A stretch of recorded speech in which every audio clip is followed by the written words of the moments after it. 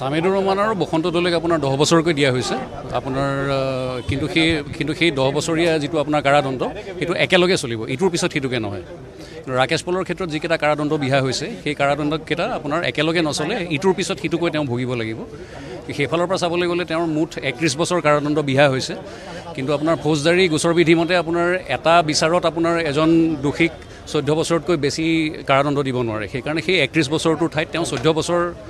কাৰাদণ্ড তেওঁ ভুগিব লাগিব কাৰণ সেই 14 বছৰটোৰ পৰা তেওঁ ইতিমধ্যে গোচৰটো চলি থাকোতে যি 5.5 বছৰ তেওঁ জেলত আছিল সেই সময়খিনি তাৰ পৰা কটা যাব 14 বছৰৰ পৰা কটা যাব এডিও কেইগৰাকী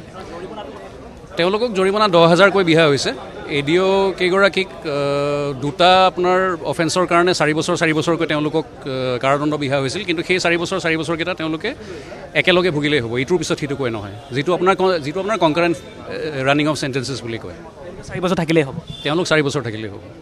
এতিয়া তেওঁলোকে জামিন নাপায় কাৰণ 3 বছৰ হলেহে আপোনাৰ পুনপটীয়াকৈ যিখন কোৰ্টে আপোনাৰ কাৰাদণ্ড বিহে সেই কোৰ্টখনৰ পৰাই তেওঁলোকে জামিন পাই যায় কিন্তু ইয়াত যেহেতু কাৰাদণ্ড বিহা হৈছে 4 বছৰৰ কাৰণে সেইটো কাৰণে জামিন তেওঁলোকে হাইকোৰ্টৰ পৰা উচ্চ ন্যায়ালয়ৰ পৰা ল'ব লাগিব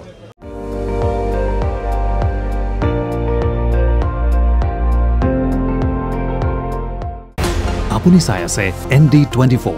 সৰ্বশ্ৰেষ্ঠ নহয় সৰ্বোত্তমৰ দৌৰ